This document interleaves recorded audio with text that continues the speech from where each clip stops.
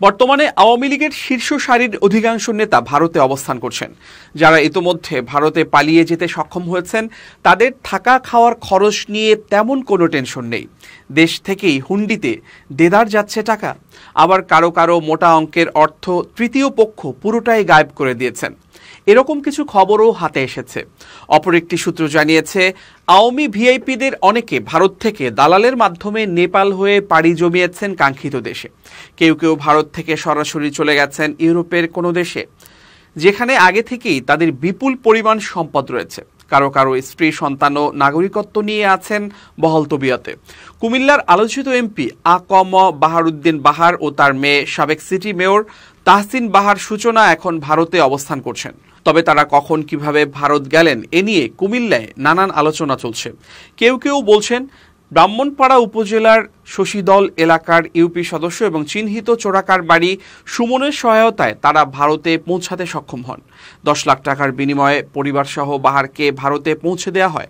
অবশ্য বাহার ও তার পরিবার ছাড়াও দালালদের সহায়তায় কুমিল্লা সীমান্ত দিয়ে আরও বেশ কয়েকজন ভিআইপি ভারতে পৌঁছান।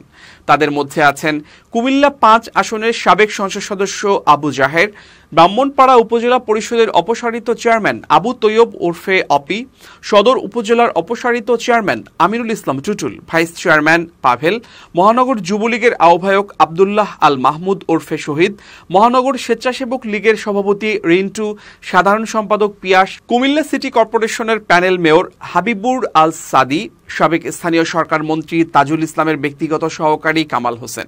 সূত্র জানায়, কুমিল্লা সীমান্তের বিস্তীর্ণ এলাকা রক্ষিত। বিশেষ করে শশীদল, তেতাভূমি, চড়ানল, খারেরা, শঙ্কুচাইল, মাধবপুর, বড়জালা, নিশ্চিন্তপুর ও গোলাবাড়ি সীমান্ত এলাকা দিয়ে সহজেই দেশ ছাড়ছেন অনেকে।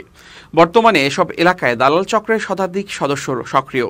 এদের মধ্যে বুড়িচং উপজেলার খারেরা সীমান্তের হনুমিয়া রমিজ মেম্বার, মাদক ব্যবসায়ী শাহিন, জহির, মতিনগরের ওয়াসিম, বিষ্ণুপুরের কামাল, কেরানীনগরের সাইফুল, গোড়াবাড়ির সবুজ, নিশ্চিন্তপুরের আমির হামজা, রাসেল ও মাইনুদ্দিন অন্যতম।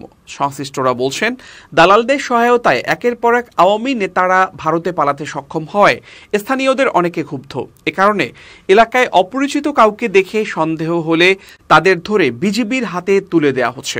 ইতোমধ্যে খাড়েরা সীমান্ত এলাকা দিয়ে ভারতে পালানোর সময় মাদারীপুর জেলা আওয়ামী লীগের সভাপতি এম শাহাবুদ্দিনকে আটকের পর বিজিবির কাছে হস্তান্তর করা হয়েছে।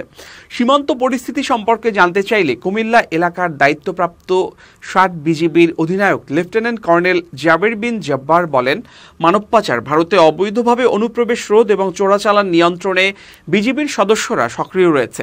চলমান উদ্ভূত পরিস্থিতিতে অপরাধীদের অনেকেই সীমান্ত পাড়ি দেওয়ার চেষ্টা করছেন। এ কারণে সীমান্তের বিশেষ এলাকাগুলোতে বিজিবির সদস্যদের টহল আরও জোরদার করা হয়েছে।